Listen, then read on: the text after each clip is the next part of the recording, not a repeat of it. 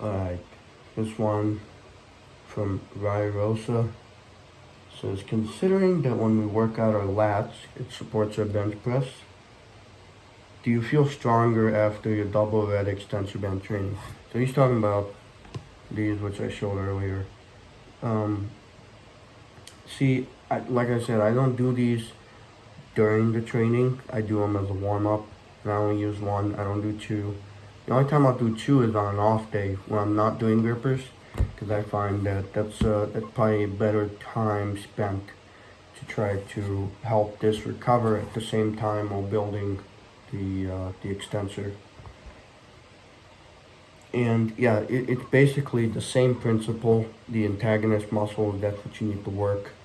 And everything needs to stay balanced, because otherwise you're going to end up with, inflammation. You're going to end up with the tightness, cramping, injuries. I mean, it's not good, because when you're constantly doing grippers and you're constantly flexing your wrist, this can get tight really quickly. And you don't want that, because flexibility equals power. Anytime you start losing range of motion and flexibility, you're going to get weaker in that area, and that's why it's not that good. Catchbox, what is your training like outside of grip, and what can you squat, bench, and deadlift?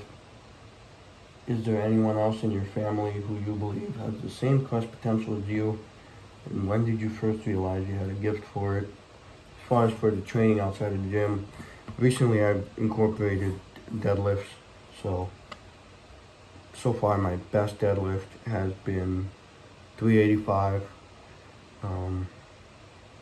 completely raw, so no belt, no straps, and double overhead, no hook grip or any of that stuff, because I'm not trying to get the highest number. I'm just trying to get the strongest I can and trying to use my grip.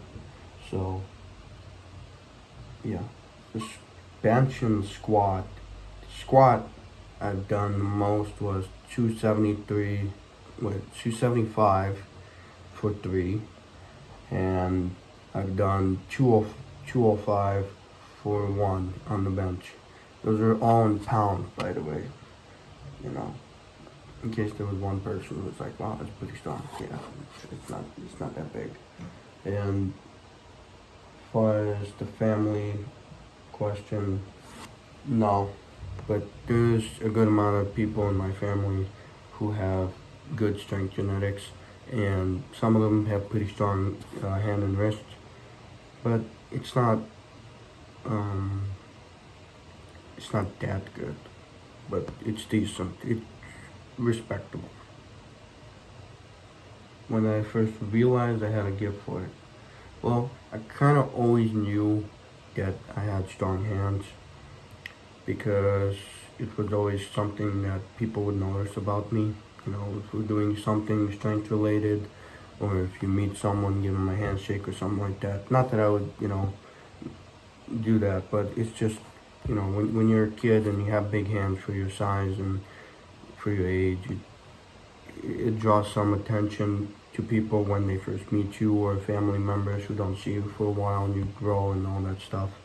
So I always knew, because people, especially in my family, were always mentioning it to me. So that's when I decided, I saw the Juji Mufu video and with Jed Johnson, and I saw it with Brian Shaw, and I thought, yeah, I kind of want to buy that Captain the Crush gripper, because I want to try and see where do I fit in as far as what gripper can I close. And I got the 1.5.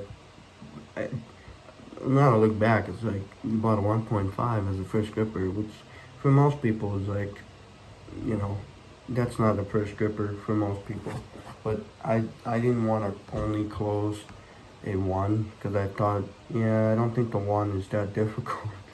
So yeah, but when I tried the 1.5, even though I did close it, I was impressed with how hard it was, because I've never felt a gripper that was built like that before. That just, you try to close it and it's like, wow, I have to really try to do this. And yeah, just started from there.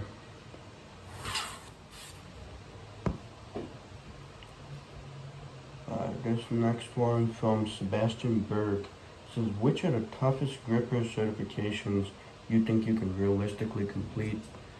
As far as realistically, I'm going to give that about 1 to 2 years.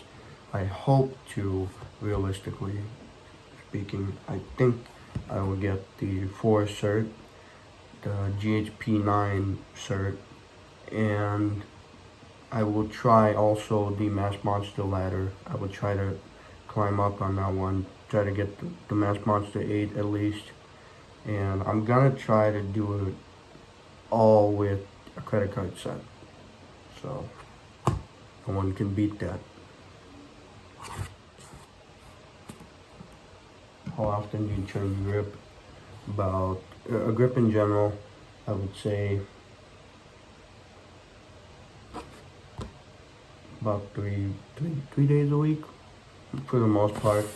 I don't go too heavy on them, especially because when I do grippers, that's pretty taxing, and if I start doing other stuff right after that, you know, I got injured doing that before. It doesn't help with the recovery, then it takes longer to get back to do the grippers, and that's mainly what I want to get. So yeah, I don't train it too often, but I try to do it as much as I could to get the most benefit.